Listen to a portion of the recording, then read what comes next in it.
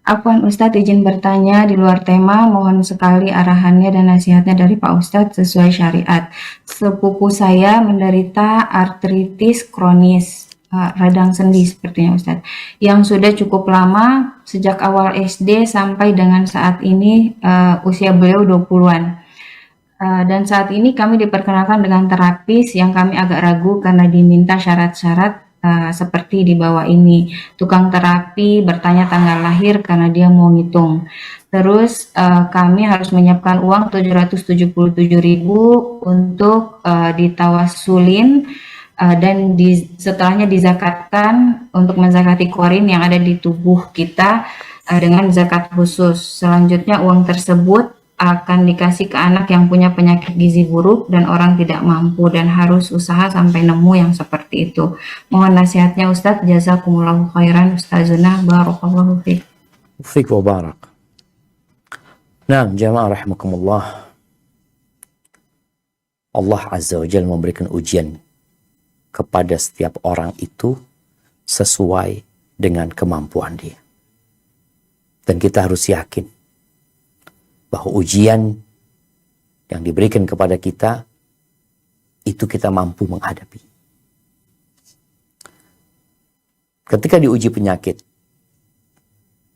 biasanya orang akan berusaha untuk berobat karena juga diperintahkan kita untuk berobat. Namun kata Nabi SAW, wala tatadawaw bil haram. Jangan kalian berobat dengan yang haram.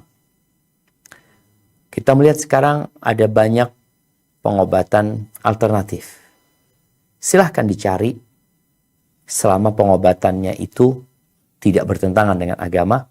Atau yang kedua, pengobatan yang memang terbukti bisa mengobati. Kalau tadi dengan cara ditanya tanggal lahir, nggak apa-apa ditanya tanggal lahir. Kita pun kalau ke rumah sakit ditanya tanggal lahir. Atau kalau nggak ditanya umurnya berapa. Karena hal ini berkaitan dengan obat yang akan diberikan kepada dia. Kemudian akan ditanya berapa berat badannya. Artinya pertanyaan-pertanyaan yang privasi ya. Gak apa-apa. Karena memang ini juga ada kaitannya dengan obat yang akan diberikan kepada dia.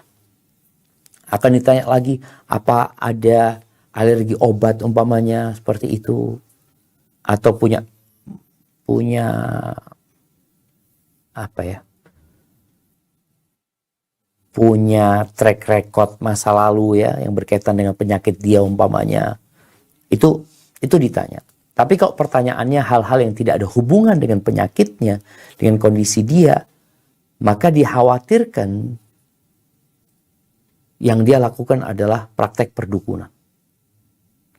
Di kota Madinah, subhanallah ya, Ana punya kawan yang kerja di Hay'ah Amar Ma'ruf Nahi Munkar, dia sebagai kepala pada waktu itu, yang berurusan dengan menangkap praktek-praktek yang menyesatkan ya. Ada seorang syekh di sana. Ramai orang yang minta ruqyah di sana.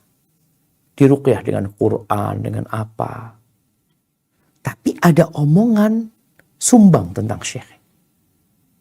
Akhirnya diadakan penelitian, dikirim seorang yang secara penampilan jauh dari agama, dia mau berobat ke sana, ternyata ketika itu ya dikasih syarat-syarat yang tidak sesuai dengan syariat. Disuruh cari ayam kayak telur kayak ini dan itu. Maka akhirnya ditangkap itu syekh karena terbukti dia melakukan praktek perdukunan sebenarnya, hanya saja dibungkus dengan syariat. Maka wallahu a'lam bishawab, menurut ana mungkin perlu mencari pengobatan yang lainnya. Di ruqyah ya.